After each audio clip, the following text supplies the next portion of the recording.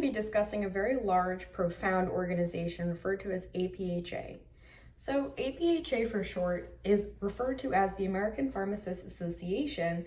The Academy of Student Pharmacists is a branch under which you can become involved whilst you are enrolled in pharmacy school. So it's predominantly for student pharmacists to become involved and network with one another and other professional members of the community. However, it's part of a larger organization on a national scope. So APHA is a professional organization for both pharmacists and student pharmacists alike. In APHA, ISP, you can participate in activities and events related to furthering your practice within pharmacy amongst like-minded individuals. So this can include educational workshops, community service projects, and of course, networking opportunities throughout your community. So joining this organization is a way for you to learn more about your future profession within pharmacy, as well as getting to know other members of the community around you. According to the APHA Board of Trustees directly, the vision of APHA is to inspire, innovate, and create opportunities for both members and pharmacists alike all across the world in order with the ultimate goal to optimize medication use and health for all people.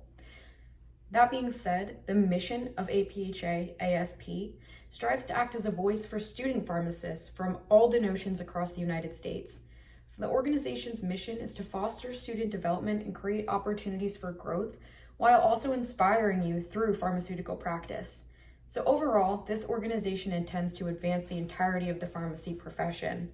And the overarching goal is to assist both pharmacists and student pharmacists into carrying out the highest quality of patient care. Considering that this is a nationally recognized organization, there are plenty of opportunities for you to become involved, both at your student chapter level and even a national level.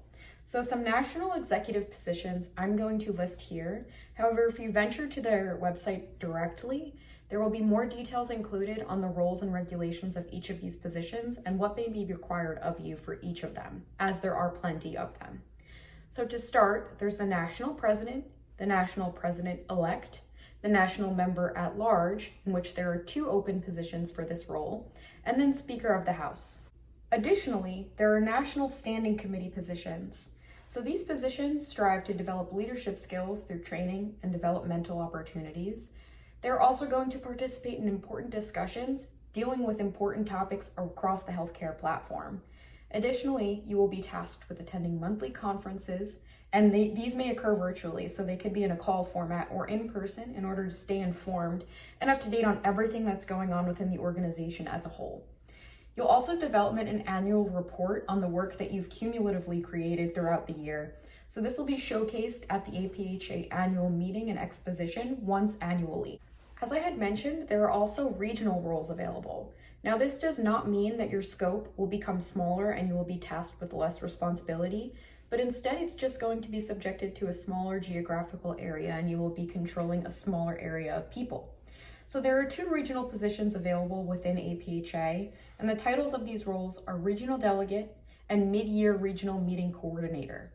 So there are also leadership roles that you can pursue directly within your organization, and some of these titles may include Communications Vice President, Finance Vice President, International Vice President, Membership Vice President, Patient Care Vice President, Policy Vice President, President-elect, and then finally, the President themselves.